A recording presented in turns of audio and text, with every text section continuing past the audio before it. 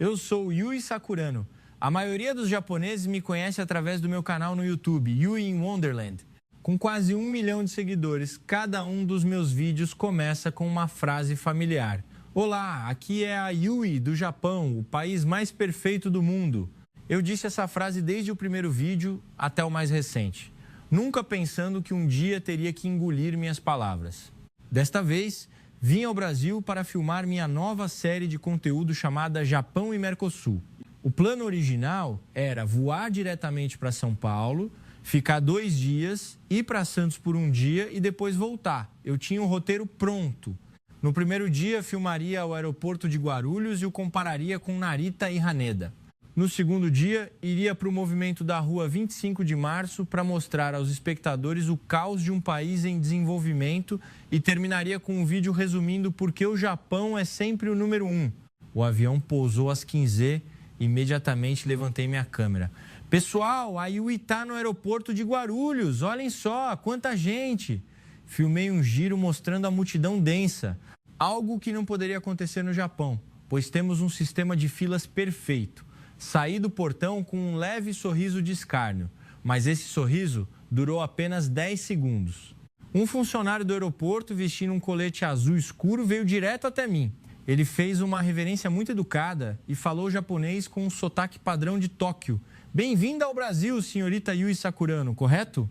Preparamos algo especial, por favor, siga-me por este caminho. Fiquei tão atordoada que quase deixei cair a câmera. Ele não era japonês, mas falava japonês melhor do que alguns moradores de Tóquio.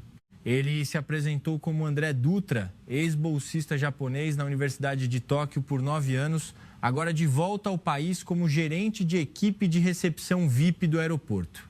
Enquanto caminhávamos, ele continuou. Preparamos churrasco Wagyu para a senhorita, de um restaurante com estrela Michelin, de um chefe japonês que acaba de abrir uma filial em São Paulo. Sabemos que a senhora deve sentir falta dos sabores japoneses. Eu ri de forma forçada. Meu plano de difamar o aeroporto brasileiro desmoronou no primeiro passo. Na sala VIP, 3 outros funcionários esperavam. Todos acenaram as mãos em saudação e disseram bem-vinda em japonês. Sentei-me no sofá de couro genuíno, olhando para fora, vendo os aviões estacionados em fila. Tudo estava limpo, silencioso e muito mais organizado do que eu imaginava. Mas eu ainda não tinha desistido. Levantei minha câmera novamente. Embora tenhamos uma área VIP chique, lá fora ainda é um caos, pessoal. Mais tarde sairemos e encararemos a realidade. Saí do lounge com total confiança e o mundo me deu um tapa na cara imediatamente. O táxi que reservei pelo aplicativo chegou em 30 segundos. O motorista desceu, abriu a porta, fez uma bela reverência e falou japonês. Olá, senhorita Yui, eu sou seu Zé. Está um pouco congestionado hoje, mas garanto que a levarei ao seu hotel em 45 minutos. Na estrada de São Paulo, às Desaces, estava de fato congestionado, como eu esperava. Mas o que aconteceu em seguida me fez esquecer a palavra engarrafamento por um momento. Uma ambulância ligou a sirene vindo de trás. Em um piscar de olhos, todos os veículos, nas 4 faixas, carros, motos e até mesmo caminhões de carga, pararam juntos no acostamento sem que ninguém buzinasse. A ambulância passou rapidamente. Seu Zé sorriu pelo espelho retrovisor. No Japão é assim também, não é, moça? Fiquei sem palavras. No Japão fazemos isso, mas nunca vi todos agirem em uníssono sem a necessidade de um policial de trânsito.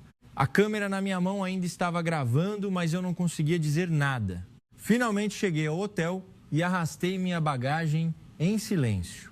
A recepcionista sorriu calorosamente, fez uma linda reverência e disse em japonês: bem-vinda de volta ao lar, Yui. Eu parei. Lar. Este não era meu lar, mas por que meu coração estava batendo tão forte? Naquela noite, sentei-me em frente ao meu laptop editando o vídeo. Digitei o nome do vídeo.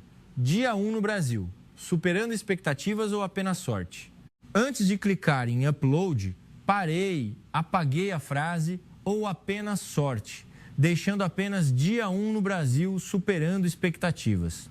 Eu ainda não tinha percebido que este era o começo do colapso total de tudo que eu havia acreditado nos últimos 28 anos.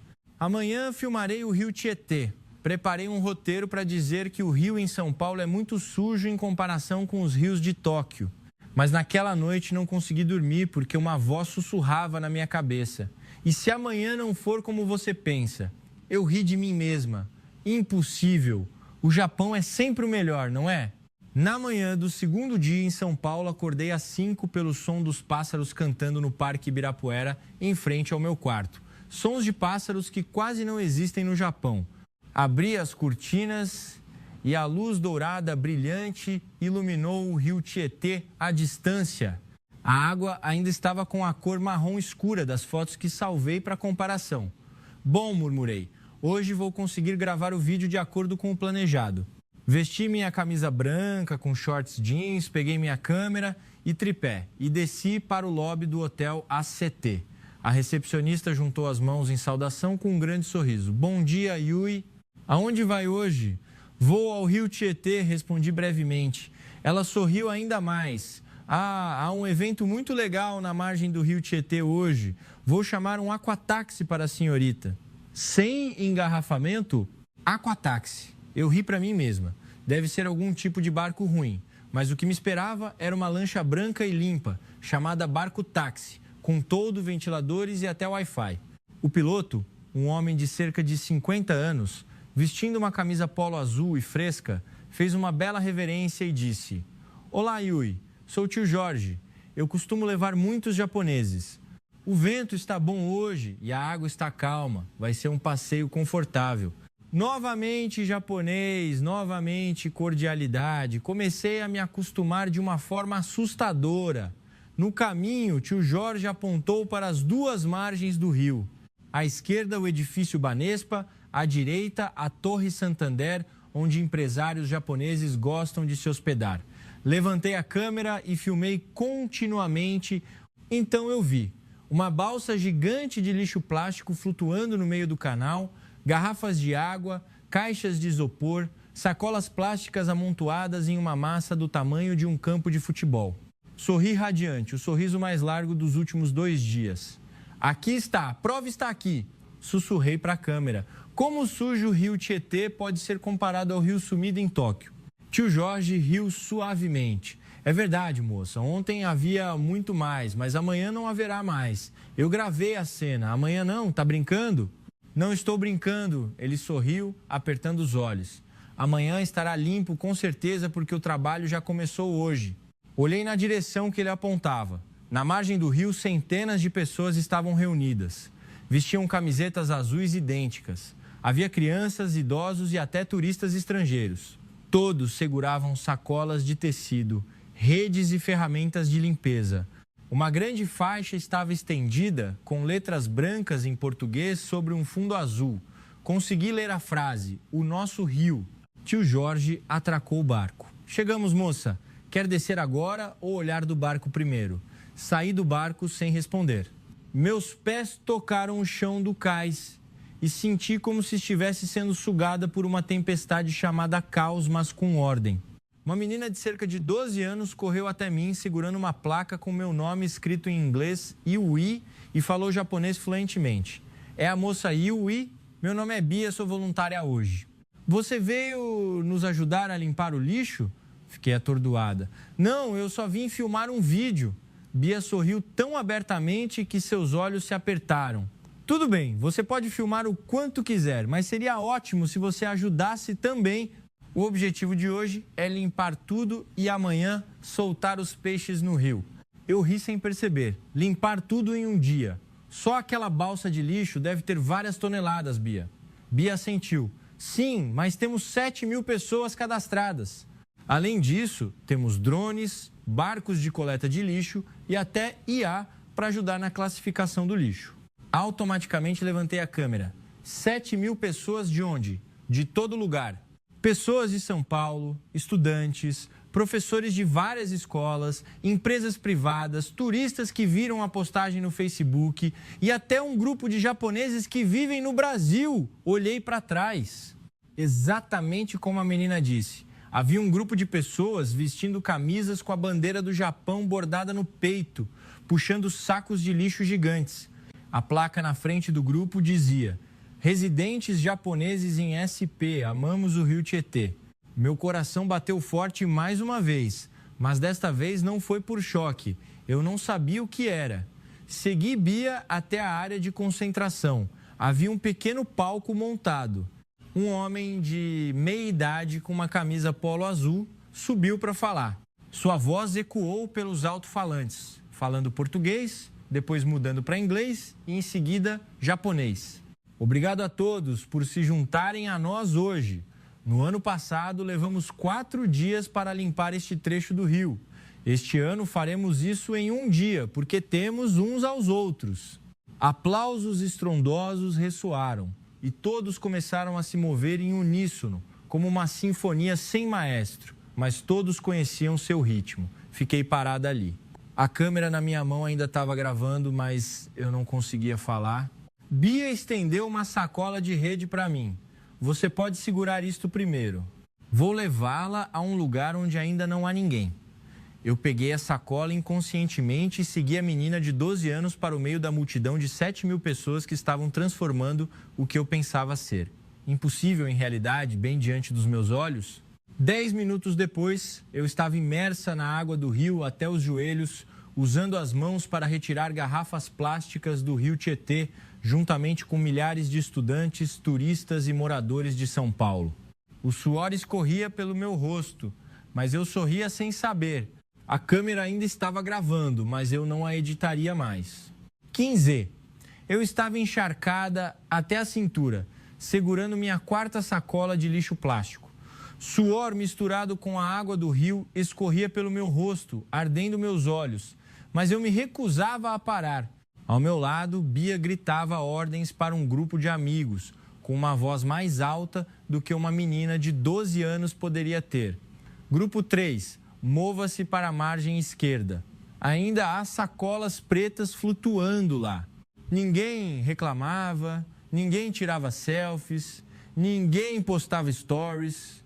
Todos estavam fazendo o seu trabalho como parte de uma engrenagem gigante, sem que uma única peça estivesse fora de sincronia. Virei a câmera para a margem oposta. Mais de 10 drones pairavam sobre a água, transmitindo imagens ao vivo para um telão em uma balsa flutuante. Na tela, um mapa em azul e vermelho. Azul para áreas limpas, vermelho para áreas com lixo. Agora, a área vermelha havia diminuído visivelmente a olho nu. O homem que discursou de manhã, agora eu sei que seu nome é Ricardo, o líder da equipe de voluntários do Rio, caminhou até mim com um grande sorriso. Muito obrigado, Yui, por nos ajudar. Ele fez uma reverência ao estilo brasileiro e me entregou uma garrafa de água gelada. Eu a peguei com as mãos trêmulas. Ricardo, isso realmente terminará hoje? Ricardo riu suavemente. Se não terminar, vamos acampar aqui, moça. Mas no ano passado conseguimos em 4 dias. Este ano temos mais do que o triplo de pessoas. E temos assistentes que não tínhamos no ano passado. Ele apontou para uma balsa de aço gigante que acabara de se aproximar. Uma placa na balsa dizia: Peixe Boi do Tietê, Operação USP, Comunidade. Era uma máquina flutuante gigantesca de coleta de lixo, parecida com uma baleia de aço, com uma boca de 4 metros de largura que sugava o lixo e o classificava automaticamente em plástico, papel e resíduos orgânicos. Fiquei de queixo caído. Quem construiu esta máquina? Estudantes da USP e da Universidade Estadual de São Paulo, Unesp, respondeu Ricardo sem pensar. Formaram um grupo em 2 meses com um custo de... Eu imediatamente levantei minha câmera, mas desta vez minha voz estava trêmula. Pessoal, a Yui está na frente de uma máquina de coleta de lixo construída por estudantes universitários brasileiros. Ela está sugando toneladas de lixo por hora e está realmente funcionando. Desacetê. O sol começou a se pôr e a cor laranja refletiu na água. A tela grande mudou de vermelho para quase inteiramente azul. Um grito ressoou de todas as direções. Acabou! 7.000 pessoas gritaram tão alto que os pássaros voaram das árvores. E todos, simultaneamente, juntaram as mãos e fizeram uma reverência uns aos outros. Ninguém deu a ordem, mas todos fizeram ao mesmo tempo. Fiquei parada. Minhas lágrimas escorriam sem que eu percebesse. Bia correu até mim e abraçou minhas pernas. Yui, conseguimos em apenas 12 horas. Amanhã vamos soltar 1 milhão de peixes no rio, hein? Você tem que vir. Abaixei-me e abracei a menina com força. A câmera ainda estava gravando, mas eu não me importava mais. 18. Sentei-me na balsa flutuante com Ricardo e 10 outros membros da equipe. Todos estavam exaustos, mas o sorriso não desapareceu. Ricardo abriu uma lata de cerveja sem álcool para mim. Prefere água de coco, moça? Ele riu, levantei a lata e tomei um grande gole. Ricardo, perguntei, minha voz ainda trêmula, por que vocês conseguiram fazer isso? Sem ordem do governo, sem salário, sem obrigação. Ricardo olhou para o rio, agora tão limpo que se podia ver o reflexo dos arranha-céus. Porque este rio nos sustenta desde que nascemos, moça. Se o rio morrer, nós também morreremos. É simples assim. Fiquei em silêncio por um longo tempo e em seguida levantei a câmera pela última vez naquele dia. Música. Meu rosto estava cheio de lama e lágrimas, mas eu sorri o sorriso mais largo da minha vida. Pessoal, a Yui pensava que o Japão era o melhor do mundo e pensava que o Brasil não conseguia realizar grandes coisas. Mas agora, a Yui está de pé no rio Tietê, limpo em apenas um dia, pelas mãos de 7.000 pessoas que amam sua terra natal. A Yui não sabe mais o que dizer. Desliguei a câmera e me curvei para tocar a água fria e cristalina do rio, tão límpida que eu podia ver meus dedos. Naquela noite, voltei para o hotel às 21h. Abri o laptop. Editei o vídeo inteiro daquele dia sem cortar nada. O nome do vídeo mudou de O Rio Sujo do Brasil para O Dia em que Chorei de Alegria no Rio Tietê. Antes de clicar em upload, escrevi uma descrição muito longa. Pela primeira vez na minha vida, não mencionei o Japão em uma única palavra. Yui perdeu hoje. Perdeu para 7.000 brasileiros. Perdeu para uma menina de 12 anos que comandava melhor do que muitos adultos. Perdeu para uma máquina que a universidade construiu sozinha. Perdeu para o amor incondicional. Amanhã, Yui vai soltar peixes com todos e ficará no Brasil por mais uma semana. Porque Yui quer aprender mais com o país que mais desprezou.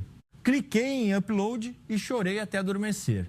Foi a noite em que a Yui do Japão, o país mais perfeito do mundo, morreu para sempre. E uma nova Yui nasceu no rio Tietê. Na manhã do terceiro dia, acordei às 6 com uma mensagem de Bia. Yui, hoje é o dia de soltar os peixes na margem do rio Tietê ACT, hein? Rápido. Pulei da cama imediatamente, sem maquiagem, sem pentear o cabelo, vestindo minha camiseta velha, ainda suja de lama de ontem, e corri para fora do hotel. Cheguei à margem do rio ACT em ponto. Havia ainda mais pessoas do que no dia anterior. Monges sentados em 4 fileiras estavam entoando cânticos. Estudantes em uniformes de escoteiros seguravam baldes de peixes. Turistas estrangeiros filmavam sem parar. E uma grande placa dizia: Dia do Rio Limpo, soltando 1 milhão de peixes, devolvendo a vida ao rio Tietê. Bia correu até mim com um pequeno balde. Yui, este é o seu balde especial. Tem 1000 carpas prateadas. O nome do balde é Balde Yui. Meus olhos ficaram marejados novamente. Sem que eu percebesse, a menina batizou o balde de peixes com meu nome. A cerimônia começou com os monges aspergindo água benta. Então Ricardo levantou o microfone. Hoje, não estamos apenas soltando peixes, estamos devolvendo a vida ao rio que nos sustenta desde nossos ancestrais. Obrigado a todos, obrigado ao rio e obrigado à nossa Yui do Japão por nos ajudar ontem. Todos se viraram para me olhar. 7.000 pessoas juntaram as mãos e fizeram uma reverência para mim ao mesmo tempo. Eu comecei a chorar ali mesmo e levantei o balde de peixes até a altura da minha orelha. Obrigado a todos por darem a Yui a chance de ver como é o amor pela pátria. Então despejei os peixes no rio junto com todos. 1 milhão de peixes saltaram, refletindo a luz do sol como prata. Após a cerimônia, Bia me levou para comer pão de queijo e açaí em uma barraca de rua. Comi sem me preocupar com a imagem. É melhor do que o sushi do restaurante Michelin, eu disse sem pensar. Bia Rio Alto. Naquela tarde, Ricardo me levou para ver o assistente secreto que ele havia mencionado. Pegamos uma van para o subúrbio de Campinas até uma fábrica de reciclagem gigante com uma placa que dizia Reciclagem Verde São Paulo. Dentro da fábrica, mais de 10 estudantes universitários estavam reunidos em torno de máquinas estranhas. Era um triturador de plástico que transformava o lixo de ontem em grânulos de plástico reciclado em apenas 3 horas. Um estudante chamado Léo, de 21 anos, veio me cumprimentar em japonês. Yui, construímos esta máquina com base na ideia do lixo flutuante do Japão, mas a ajustamos para o lixo brasileiro. O Japão usa eletricidade, cara, então usamos energia solar combinada com biogás do lixo orgânico. O custo é 4 vezes menor e a velocidade de reciclagem é 2 vezes mais rápida. Eu fiquei boquiaberta. E vocês vendem esta máquina? Léo sorriu amplamente. Vendemos, mas todo o lucro é usado para comprar novas máquinas para outras comunidades. No próximo ano, enviaremos para a Argentina e Paraguai também. Levantei minha câmera. Mas desta vez minha voz não era mais a Yui de antigamente. Pessoal, no Japão nos orgulhamos de ser os melhores em reciclagem do mundo. Mas este estudante brasileiro de 21 anos criou uma máquina mais rápida, mais barata e a está compartilhando com os países vizinhos. Sinto vergonha de mim mesma. Naquela noite, jantei com um grupo de estudantes da USP no dormitório. Um prato de comida simples com 3 itens por R. 1.000 por mês para a família que melhor separa o lixo. Este dinheiro vem da venda do lixo reciclado.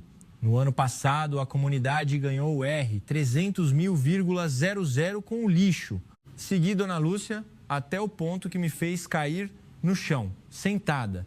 Dona Lúcia apontou para a parede de uma casa de madeira antiga, com um pedaço de papel escrito à mão colado nela. Esta casa costumava despejar 10 baldes de esgoto no canal todos os dias. Agora não mais, porque meu filho teve câncer por causa da água fedorenta. Ele foi o primeiro a se voluntariar para cultivar bactérias para a comunidade, de graça. Eu comecei a chorar novamente, desta vez tão alto que as crianças se viraram para olhar.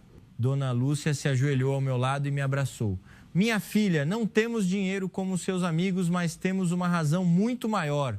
Temos que respirar este cheiro todos os dias. Nossos netos têm que brincar perto desta água. Se não nos salvarmos, quem nos salvará? Naquela tarde, não filmei mais vídeos. Coloquei a câmera de lado e fui ajudar as mães a tirar o esgoto, ajudar as crianças a furar as garrafas plásticas, ajudar Dona Lúcia a despejar as bactérias no canal. O suor escorria profusamente, mas meu coração estava cheio. Na primeira noite, o cheiro diminuiu pela metade. A espuma branca desapareceu completamente e a água começou a ficar azul clara. Dona Lúcia anunciou pelo microfone, faltam apenas 24 horas. Nosso canal ficará tão límpido que veremos os peixes nadando. Todos gritaram juntos, nós conseguimos. Eu gritei junto, sem saber.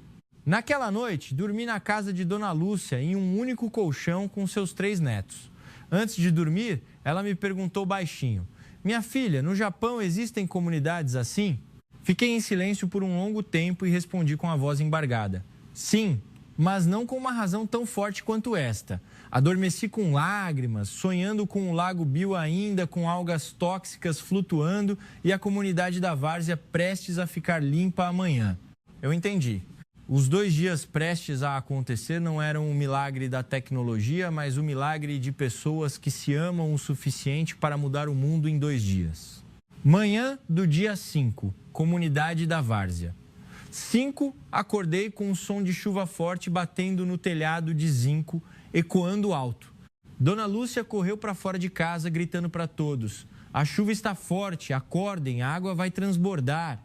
Pulei da cama, meu coração despencou. A chuva caía como um dilúvio. O canal, que havia começado a ficar azul ontem, estava turvo novamente.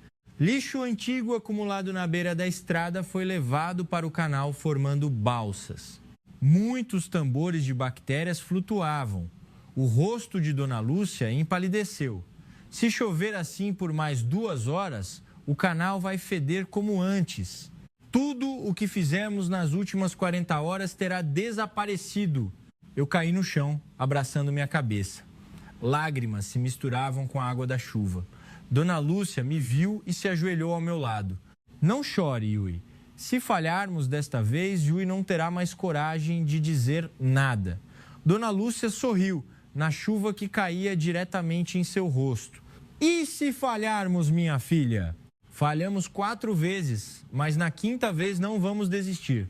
Ela se levantou música, gritando com uma voz mais alta do que o sino do templo. Pessoal, a chuva chegou! Temos que vencer esta chuva! Como um sinal secreto, toda a comunidade saiu de casa ao mesmo tempo. Crianças segurando sacolas pretas, adultos segurando vassouras, idosos segurando baldes e até mesmo pessoas doentes se levantaram para ajudar. Dona Lúcia comandava com a voz ecoando. Grupo 1, bloqueie o fluxo de água para o canal. Grupo 2, pegue o lixo antes que seja levado. Grupo 3, despeje o dobro de bactérias. Grupo 4, traga as barreiras de água que consertamos ontem à noite. Eu fiquei paralisada. As barreiras de água que consertamos ontem à noite. Dona Lúcia se virou para mim. Minha filha, chove forte todos os anos. Sabíamos disso. Estávamos apenas esperando por hoje. Foi o momento em que entendi a palavra preparação no estilo brasileiro. 6. A chuva ainda não tinha parado, mas o nível da água no canal não subiu 1 centímetro sequer. Porque milhares de pessoas estavam enfileiradas, formando uma parede humana, usando seus próprios corpos para barrar a água da chuva de correr diretamente para o canal. As crianças se agacharam usando as mãos para tampar cada bueiro. As mulheres mais velhas usavam placas de plástico cortadas para cobrir a boca dos esgotos. 7. A chuva começou a diminuir. Dona Lúcia anunciou pelo microfone: vencemos a chuva. Em 12 horas, nosso canal estará o mais limpo da história. Todos gritaram juntos novamente. Mas desta vez, o grito foi mais alto do que o som da chuva. 8. Eu estava parada lá, tremendo. Dona Lúcia se aproximou e me deu uma capa de chuva velha. Minha filha, hoje você tem que escolher: voltar para o hotel, esperar a chuva passar e vir filmar quando o canal estiver limpo, ou ficar aqui conosco até o último momento. Olhei para a câmera na minha mão, olhei para os seguidores que estavam comentando ruidosamente: Yui, volte. O Brasil não consegue fazer isso, você está perdendo o seu tempo. Então eu joguei a câmera no chão, tirei meus sapatos e corri para ficar ao lado de Dona Lúcia. Eu escolhi Dona Lúcia. Vou ficar aqui até o canal estar limpo ou até eu cair exausta neste canal. Dona Lúcia me abraçou com força e gritou para toda a comunidade ouvir: hoje temos mais uma filha japonesa. Cuidem bem da Yui. Toda a comunidade aplaudiu. 12. A chuva parou completamente. A água no canal começou a ficar tão transparente que se podia ver o fundo. As crianças correram para dizer que viram peixes nadando. 15.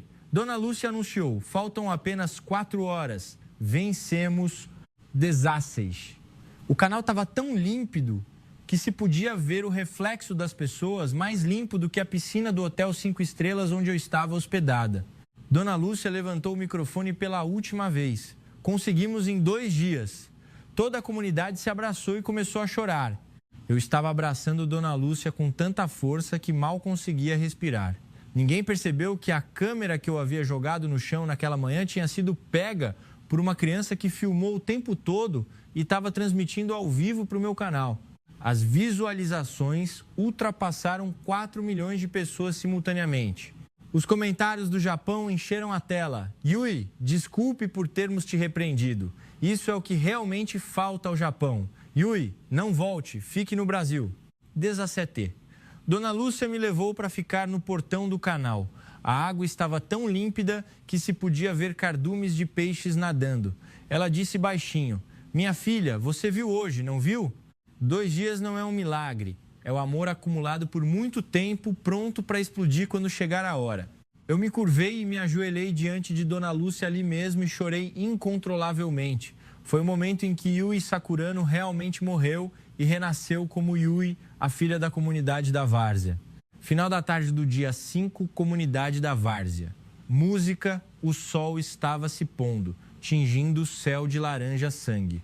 O canal que estava preto esta manhã agora estava tão cristalino que se podia ver claramente o fundo. Peixes nadavam em cardumes, borboletas voavam baixo sobre a água, as crianças brincavam ao longo da margem do canal sem medo de o cheiro. Dona Lúcia estava de pé com as mãos juntas em oração, chorando. Obrigada, céus e terra, obrigada a todos, obrigada minha filha Yui do Japão. Nosso rio renasceu. Toda a comunidade aplaudiu. Então todos se viraram e me abraçaram.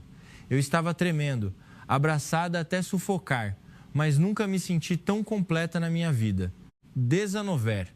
Houve uma pequena cerimônia na margem do rio. Monges do templo vizinho vieram aspergir água benta. Dona Lúcia acendeu velas e as soltou no canal. Milhares de velas flutuaram, refletindo na água cristalina. Dona Lúcia pegou o microfone pela última vez naquele dia. Nós realmente conseguimos em 48 horas, mas na verdade estivemos nos preparando por 5 anos. Toda vez que chovia, falhávamos e nos levantávamos. Toda vez que o rio fedia, chorávamos e voltávamos. Hoje não é a vitória de 2 dias, mas a vitória de 5 anos. Nós nunca desistimos. Levei as mãos à boca, as lágrimas não paravam de cair. A criança que pegou minha câmera para transmitir ao vivo o dia todo correu para devolvê-la. Yui, a transmissão ao vivo de hoje alcançou 9 milhões de visualizações. Os japoneses estão chorando nos comentários com você. Eu abri e olhei. Comentários do Japão enchiam a tela. Sou engenheiro de Tóquio, sinto muita vergonha de mim mesmo. O governo japonês deveria visitar a comunidade da várzea uma vez. Yui, obrigado por nos ajudar a acordar. Vintei. Dona Lúcia me levou para jantar em casa. A pequena mesa tinha arroz, pão de queijo e carne seca. Comida simples, mas eu comi até chorar porque foi a melhor refeição da minha vida. Dona Lúcia perguntou baixinho, minha filha, você vai voltar para o Japão amanhã? Fiquei em silêncio por um longo tempo e respondi com uma voz firme. Não voltarei, Dona Lúcia. Yui quer ficar com a senhora e com todos por pelo menos mais alguns meses. Dona Lúcia me abraçou com força. Fique o quanto quiser, minha filha. Minha casa sempre terá um lugar para você. Naquela noite, dormi no mesmo colchão da noite anterior, mas desta vez não havia cheiro ruim, apenas o cheiro de jasmim que as crianças haviam trazido. Antes de dormir, abri meu telefone. Havia uma mensagem do meu empresário no Japão. Yui, todos os patrocinadores cancelaram os contratos. Eles dizem que você mudou, não é mais a Yui de antigamente. Volte, vamos reconstruir sua marca. Sorri e digitei uma resposta de apenas uma frase. Sinto muito. Mas a Yui de antigamente morreu na comunidade da várzea e a nova Yui nunca mais voltará a ser a mesma. Desliguei o telefone e dormi o sono mais profundo dos meus 28 anos. Manhã do dia 6, a notícia chocou o mundo inteiro. A comunidade da várzea limpou o canal em 48 horas em meio à chuva forte. BBC, CNN, NHK, todos os canais noticiaram. Mas ninguém falou sobre o governo, ninguém falou sobre o orçamento, todos falaram sobre o povo da comunidade da várzea e a garota japonesa que chorou na chuva. Naquela tarde, o Ministério do Meio Ambiente do Japão me ligou. Senhorita Yui, queremos convidar a comunidade da várzea para ensinar como limpar o Lago Biwa. Estamos dispostos a cobrir todos os custos. Entreguei o telefone à Dona Lúcia. Ela sorriu amplamente, apertando os olhos. Diga a eles que com certeza iremos, mas por favor permitam-nos levar nossa filha Yui conosco. Eu chorei novamente, mas desta vez eram lágrimas de felicidade. Naquela tarde, fiquei na margem do canal com Dona Lúcia, observando as crianças nadarem alegremente. Ela disse baixinho, minha filha, você viu hoje, não viu? O milagre de 2 dias não é sobre tecnologia ou dinheiro, é sobre pessoas que estão dispostas a morrer umas pelas outras. Eu assenti e me curvei para Dona Lúcia mais uma vez. Foi o momento em que todas as falhas que eu costumava criticar no Brasil desapareceram completamente. Não havia mais engarrafamento como a coisa mais importante. Não havia mais tecnologia atrasada. Não havia mais pessoas preguiçosas. Havia apenas pessoas que se amavam o suficiente para transformar um canal fedorento em um paraíso em 48 horas. E eu me tornei parte desse milagre. Noite do dia 7, comunidade da Várzea. A energia estava cortada em toda a vizinhança. Tinha acabado de parar de chover e o ar estava úmido, pegajoso. Sentei-me com Dona Lúcia e seus netos na varanda da casa de madeira antiga. Havia uma vela acesa no meio. O neto mais novo de Dona Lúcia, de 7 anos, me perguntou em português lento: Yui, no Japão não chove? Eu ri suavemente. Chove, meu filho, mas quando chove, nós corremos para dentro, fechamos as portas e janelas e ligamos o ar-condicionado. Ninguém pensa em ficar na chuva para barrar a água para o canal. Dona Lúcia acendeu seu último cigarro do dia. A fumaça pairou sob a luz da lua. Minha filha, deixe-me perguntar honestamente. O quanto que você viu nestes 7 dias mudou você? Fiquei em silêncio por um longo tempo, olhando para a vela derretendo e respondi com a voz trêmula. Dona Lúcia, eu costumava pensar que a perfeição era ter casas 100% limpas, trens 100% pontuais, uma sociedade onde ninguém tem dificuldade, nem sequer uma pessoa. Mas nestes 7 dias, a Yui viu que a verdadeira perfeição é quando milhares de pessoas ficam na chuva para não deixar o canal que sustentou seus netos Feder novamente. Não é a perfeição sem problemas, mas a perfeição que aceita os problemas e se levanta para lutar junta. O Japão vence os problemas com dinheiro, com tecnologia, com sistemas, mas a comunidade da Várzea vence os problemas com o coração, e o coração vence tudo. Dona Lúcia apagou o cigarro e apertou minha mão com força. Minha filha, eu costumava pensar que pessoas ricas de países estrangeiros nos desprezariam, mas você me fez saber que não importa se a pessoa é rica ou pobre.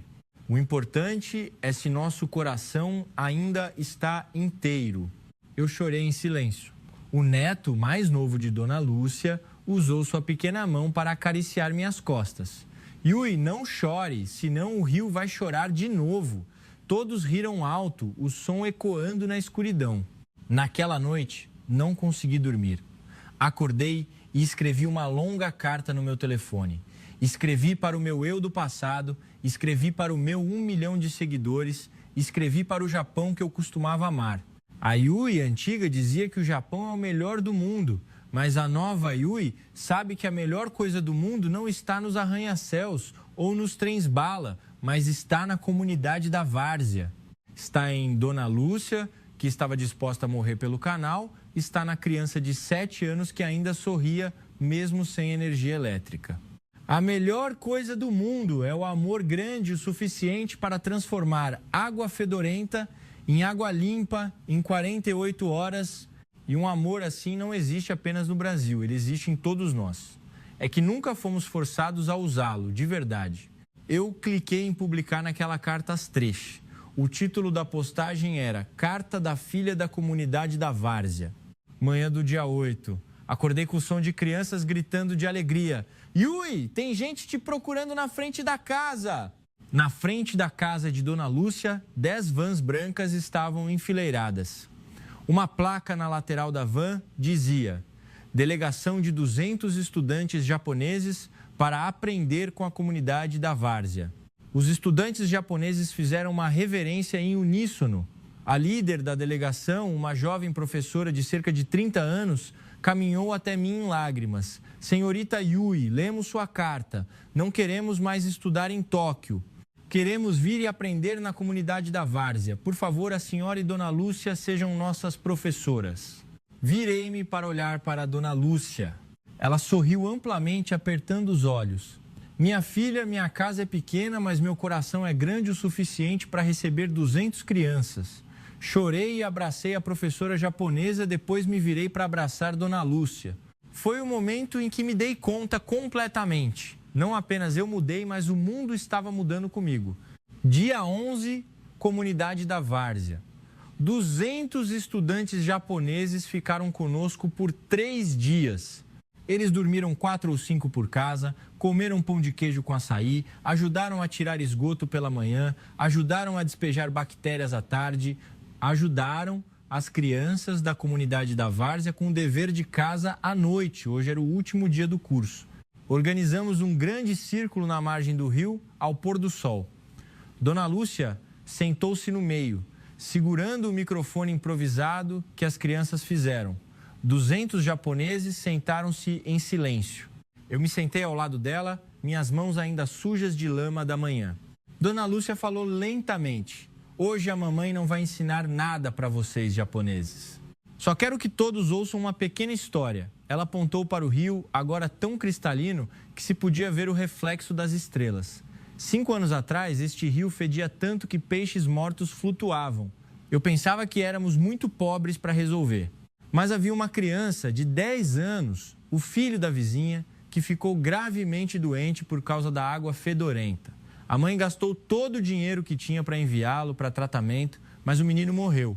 Naquela noite, a mãe sentou sozinha aqui, chorou até de manhã e me disse uma coisa: se o rio continuar fedorento, o próximo filho também morrerá. Esse foi o começo. Não um governo, não uma ONG, não bilhões em dinheiro, mas uma mãe que perdeu um filho e não queria que outra mãe perdesse o seu. Os 200 japoneses ficaram em silêncio. Alguns começaram a chorar. Dona Lúcia sorriu. Eu quero dizer a todos vocês que o mundo não precisa das pessoas mais inteligentes, não precisa da tecnologia mais avançada, não precisa das pessoas mais ricas.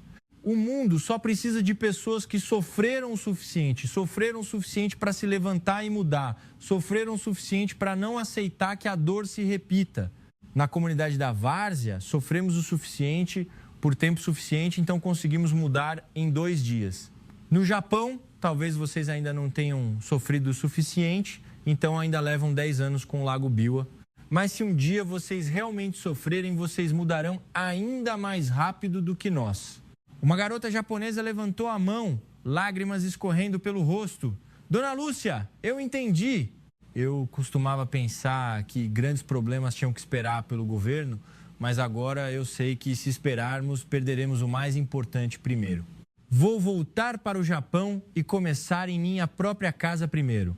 Um após o outro, os estudantes começaram a se levantar e falar: vou começar a separar o lixo de verdade. Vou contar a história da comunidade da Várzea para meus amigos. Voltarei no próximo ano e trarei mais amigos comigo. Levantei minha mão pela última vez, minha voz tão trêmula que eu mal conseguia falar. Pessoal, a Yui costumava pensar que perfeição era não ter problemas. Mas agora a Yui sabe que a verdadeira perfeição é ter problemas, mas não aceitar que o problema vença. A flor de lótus mais bonita não floresce em água limpa, mas na lama mais profunda. E a pessoa mais grandiosa não nasce no país perfeito, mas nasce em um lugar de dor e escolhe se levantar. Eu me curvei e me ajoelhei diante de Dona Lúcia ali mesmo, depois me virei e fiz uma reverência para os 200 estudantes japoneses. Obrigado a todos por ajudarem a Yui a renascer no lugar que costumava ser chamado de país em desenvolvimento, mas que na verdade é o país que desenvolve o coração mais rapidamente do mundo. Todos se levantaram, fazendo reverências uns aos outros sob a luz da lua que brilhava no canal cristalino. Foi a noite em que entendi a verdade universal da forma mais sincera. Não que o Brasil fosse melhor, não que o Japão fosse inferior, mas que todos os seres humanos têm o poder de mudar o mundo, quando o coração é verdadeiramente tocado. E meu coração foi tocado pela comunidade da Várzea, por Dona Lúcia, pela criança de 7 anos que disse: senão o rio vai chorar de novo para sempre. 1 ano depois, aeroporto de Guarulhos. Manhã. Eu estava no mesmo local onde pisei pela primeira vez, 1 ano antes. Mas desta vez, não era a Yui Sakurano de antigamente. Minhas roupas eram de algodão, tingidas à mão com o índigo da comunidade da Várzea. Minha única mochila continha apenas roupas velhas e um caderno de anotações cheio. Ao meu lado estava Dona Lúcia, em seu vestido bata de cores vibrantes, e 10 estudantes japoneses que voltaram novamente como professores voluntários. Dezenas de repórteres japoneses esperavam, centenas de lentes de câmeras apontadas para mim. O apresentador da NHK fez a primeira pergunta: Senhorita Yui, a senhora cancelou contratos com todos os patrocinadores, desapareceu por um ano. Por que a senhora está voltando hoje? Eu sorri amplamente, segurei a mão de Dona Lúcia e anunciei. O canal Yui in Wonderland será oficialmente fechado e abrirei um novo canal chamado Yui e a Família da Várzea.